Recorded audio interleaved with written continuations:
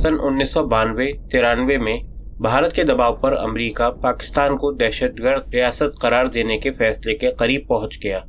इसके रद्द-ए-अमल में पाकिस्तान ने अस्करियत पसंदों के अड्डे पाकिस्तान से मशरक़ी अफगानिस्तान मुंतकिल कर दिए। पाकिस्तान ने इन तंसीबात का वजूद बरकरार रखने के लिए तालिबान को रुकूम दी। वज़ीर-ए-आज़म नवाज शरीफ ने सख्त गीर जनरल जावेद नासिर को तब्दील करके निस्बतन लिबरल जनरल जावेद अशरफ काजी को ISI का डायरेक्टर जनरल मुकर्रर कर दिया। पाकिस्तानी हुकाम ये शिकवा करते रहे कि यही अस्करियत पसंद जब रूस के खिलाफ बरसरे पेकार थे तो अमेरिका ने इन्हें मुजाहिद कहा, लेकिन अब इन्हें दहशतगर्द करार दे रहा है। हालांकि अब कश्मीरी सिर्फ भारतीय कब्जे से आज़ादी के लिए जद्दोजहद कर रहे हैं। कश्मीर पर पाकिस्तान के मौक़िफ़ को इस वक्त ज़बरदस्त तक़वियत पहुंची जब 28 अक्टूबर सन 1991 को जनूबी एशिया के लिए अमेरिका के मुआविन वज़ीर ख़ारजा रॉबन राफेल ने सहाफ़ियों को बताया कि हम कश्मीर को एक मुतनाज़िआ इलाका समझते हैं। हम कश्मीर के भारत से इल्हाक़ के मुआहिदे को तस्लीम नहीं करते। इसका मतलब है कि हम इसलिए तस्लीम नहीं करते क्योंकि इल्हाक़ का मतलब ये नहीं कि कश्मीर हमेशा के लिए भारत का अटूट अंग है। जैसा कि हम सब यहाँ जानते हैं कि इस टाइम फ्रेम में दीगर कई इशूज़ भी थे। तनाज़ा कश्मीर के किसी भी हतमी हल से पहले कश्मीरियों से मुशावरत ज़रूर की जानी चाहिए, क्योंकि अभी हम समझते हैं कि कश्मीरी आवाम की रजामंदी के बगैर मसले का कोई मुस्तहकम और देरपा हल नहीं निकल सकता। ये बात हैरत अंगेज़ नहीं कि इस बयान पर जहाँ पाकिस्तानियों ने बगले बजाईं वहाँ भारतीय सीख पा हुए, लेकिन रॉबन राफेल अपनी बात पर डटी रहीं और अमरीकी सेनेट की कमेटी के रूबरू समाअत में 4 फरवरी सन 1994 को उन्होंने इस बात का इआदा करते हुए कहा कि उन्होंने ऐसा कोई इशारा नहीं दिया कि कश्मीर पर अमरीका का मौक़िफ़ तब्दील हुआ है। उन्होंने मज़ीद कहा कि हम साबिक़ खुद मुख्तार रियासत कश्मीर को मजमूई हवाले से देखते हैं। ये कहने से हमारी मुराद ये है कि न सिर्फ भारतीय हिस्से वाला बल्कि पाकिस्तान के ज़ेरे इंतज़ाम कश्मीर भी मुतनाज़िआ इलाका है। हम बाकायदगी के साथ अपने नुक्ते नज़र के हवाले से भारतीय हुकूमत पर जोर देते हैं कि वो कश्मीर में इंसानी हुकूक की बैनुल अक़वामी तंजीमों को जाने की इजाज़त दे।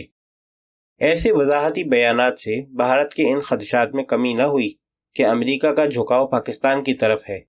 रॉबन राफेल ने यह तासुर उस वक्त दूर करने की कोशिश की जब 9 फरवरी सन 1994 को एशिया सोसाइटी और महकमा खारजा की इंडियन कौंसिल के मुश्तरका दोहराने से खिताब में उन्होंने कहा कि अफगान जंग के बाद पाकिस्तान की तमाम इमदाद रोकने का फैसला ठीक था। उन्होंने ये कहकर फैसले का दिफा किया कि चूंकि दुनिया की सूरत हाल तब्दील हो चुकी थी, इसलिए अमेरिका को अपने मफादात की बुनियाद पर पॉलिसी मकासद का असर-ए-नौ तयन करना चाहिए। इस बयान से अमरीकी अज़ाइम के बारे में भारतीय शकूक व शुबहात और खदशात में इजाफा हो गया। फिर 25 मार्च सन 1994 को रॉबन राफेल ने नई दिल्ली के अमेरिकन सेंटर में खिताब करते हुए अपने मौक़िफ़ में मामूली रद्द-ओ-बदल किया।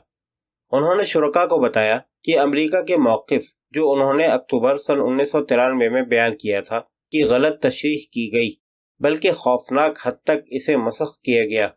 दुरुस्त मौक़िफ़ ये था कि अमरीका मसले कश्मीर के मुज़ाकरात के ज़रिए हल का हामी है और इसे शमला मुआहिदे के तहत हल होना चाहिए, और भारत के ज़ेरे इंतज़ाम कश्मीर में इंसानी हुकूक की खिलाफ वर्जियों पर ज़बरदस्त नज़र रखनी चाहिए।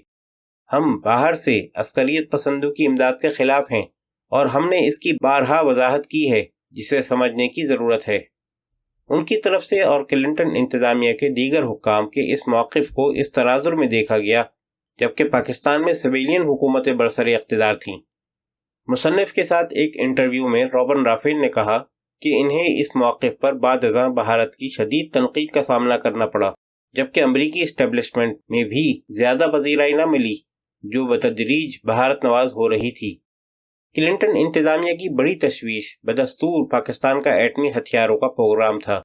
अमरीकी हुक्काम ने एतराफ़ किया कि माशी और फौजी इमदाद की बंदिश से पाकिस्तान को सख्त नुकसान पहुंच रहा था, लेकिन उन्होंने अफसोस के साथ कहा कि पाकिस्तान के एटमी अज़ाइम वाज़े होने तक कुछ भी नहीं हो सकता। अमेरिका ने भारत पर भी जोर दिया कि वो एटमी प्रोग्राम आगे न बढ़ाए, लेकिन नई दिल्ली का उज़्र लंग ये था कि भारत की कौमी सलामती को चीन से खतरा लाक है, इसलिए हम तमाम ऑप्शन खुले रखेंगे। एटमी धमाकों का तजर्बा, ये तमाम दबाव बेकार साबित हुआ। 11 اور 13 مئی سن 1998 کو بھارت نے یکے بعد دیگرے 5 ایٹمی دھماکے کر دیے۔ اس جوہری تجربے پر بھارتی شہری خوشی سے دیوانہ وار سڑکوں پر نکل آئے اور اپنی وحشیانہ طاقت کا جشن منانے لگے۔ یہ خوشی تمام دھڑوں کے سیاستدانوں نے بلا تفریق منائی۔ حقیقت میں کانگریس کی سابق نرسمہا راؤ حکومت نے ایٹمی تجربات پر غور کیا تھا، لیکن چونکہ اس پر عمل درآمد ہندو قوم پرست جماعت بھارتیہ جنتا پارٹی نے کیا، اس لیے انتہا پسند وطن پرستی اور احساس برتری عروج پر پہنچ گیا۔ ایسے حالات میں یہ بات حیران کن نہیں کہ پاکستان کے عدم تحفظ کے احساس میں بے انتہا اضافہ ہو گیا۔ حکومت پاکستان نے منہ توڑ جواب کے نتائج و عواقب کا اندازہ لگایا، لیکن رد عمل کیسا ہو اس کا فوری فیصلہ نہ کر سکی۔ بے نظیر بھٹو نے محاذ جنگ کے انداز میں ٹیلی ویژن پر آ کر کہا کہ نواز شریف اگر مردانہ انداز میں جواب نہیں دے سکتے تو چوڑیاں پہن لیں۔ کلنٹن انتظامیہ، یورپی یونین اور جاپان نے پاکستان پر شدید دباؤ ڈالا کہ وہ جوہری دھماکے کرنے سے باز رہے، جبکہ سعودی عرب نے کہا کہ دھماکہ کرو۔ چنانچہ پاکستان نے 28 اور 31 مئی کو ایٹمی دھماکے کر ڈالے۔ اس اقدام پر پاکستانی قوم نے نواز شریف کا والہانہ خیر مقدم کیا، کیونکہ بلا شبہ بھارت کی طرف سے فوجی طاقت کے بہیمانہ اظہار کے بعد پاکستانی خود کو کمزور محسوس کر رہے تھے۔ تاہم جب یہ جنون اترا اور امریکہ سمیت دیگر ملکوں نے پاکستان پر سخت پابندیاں لگائیں تو معیشت اپاہج ہونے کے قریب پہنچ گئی۔ اس صورتحال سے نمٹنے کے لیے حکومت نے فارن کرنسی اکاؤنٹ منجمد کر دیے۔ ایسی افواہیں پھیل گئیں کہ یہ فیصلہ کرنے سے پہلے نواز شریف اور ان کی فیملی نے غیر قانونی طور پر اپنی رقوم بیرون ملک منتقل کر دیں۔ نواز شریف کی مقبولیت تیزی سے نیچے گر گئی۔ صورتحال اس وقت مزید سنگین ہو گئی جب انہوں نے کئی شہری آزادیاں معطل کر دیں اور سندھ حکومت برطرف کرنے کے علاوہ فوجی عدالتیں قائم کر دیں۔ 8 اکتوبر سن 1998 کو ان کی حکومت نے قومی اسمبلی میں شریعت بل پیش کیا، جس کے تحت قرآن و سنت کو سپریم قانون قرار دیا گیا۔ اس بل پر پہلے کابینہ میں بحث ہوئی اور کچھ رد و بدل کے بعد اسے پارلیمنٹ کے ایوان زیریں قومی اسمبلی میں پیش کر دیا گیا۔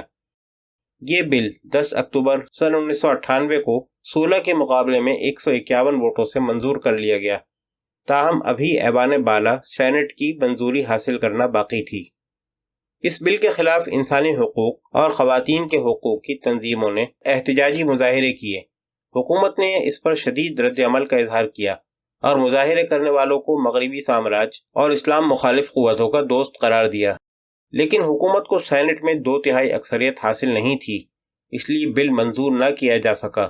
تاہم نواز شریف اس پر مصر رہے اور 16 جنوری سن 1999 کو پاک افغان سرحد کے قریب قبائلی علاقوں میں یہ قانون نافذ کر دیا گیا۔